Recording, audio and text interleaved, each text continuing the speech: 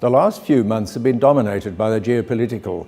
News coming out of Washington, concerns about North Korea's military plans, rising tensions in the Middle East, China's debt overhang, the fallout from Brexit, including an early election in Britain, and the rise of populism threatening another boilover in the French election.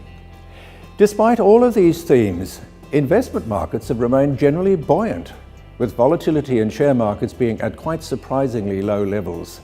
Investors have looked through the geopolitical noise and focused instead on an improvement in the global economic outlook. 4 out of 5 key economies have positive growth in leading indicators, and historically, share markets have performed positively in such an environment. In the United States, Trumponomics has turbocharged the cycle, underpinning forecast GDP growth in 2017 and improving employment numbers. Trump's economic policy is stimulatory, as he seeks to enact significant cuts to individual and corporate tax rates, invest $1 trillion in infrastructure, deregulate financial markets, and rebuild the military. In a recent visit to Washington and New York, I learned that the consensus from economic and political commentators was that President Trump seemed to lack the broad support required not only in his own party but bilaterally to achieve anything other than the expansion of the United States military. It seems increasingly likely that the Republicans will lose control of the House of Representatives in 2018, and the President's inability to reach across the aisle to the Republican factions and moderate Democrats is likely to frustrate much of his agenda.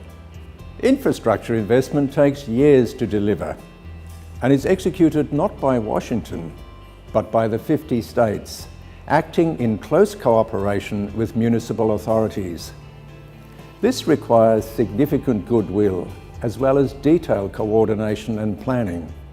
None of these attributes have been in evidence since the president's election. On a more positive note, the recent surge in new purchase orders points to an uplift in real GDP growth. Consumer confidence has surged, and so has small business optimism. The outlook for the rest of the world is also generally benign, with the IMF forecasting positive GDP growth for all major economies and solid growth in emerging markets. The recovery in Europe has been slow but steady, with business confidence picking up to its highest levels since 2011 and consumer confidence recovering from the GFC battering. Both these support the European Central Bank's stance that the European economy is gradually shifting to a reflationary phase.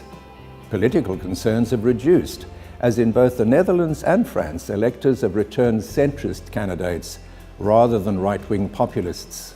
Japan has continued to produce strong economic survey data since late 2016, including strong labour market data with a falling unemployment rate, increasing business confidence, and continued positive purchasing index surveys.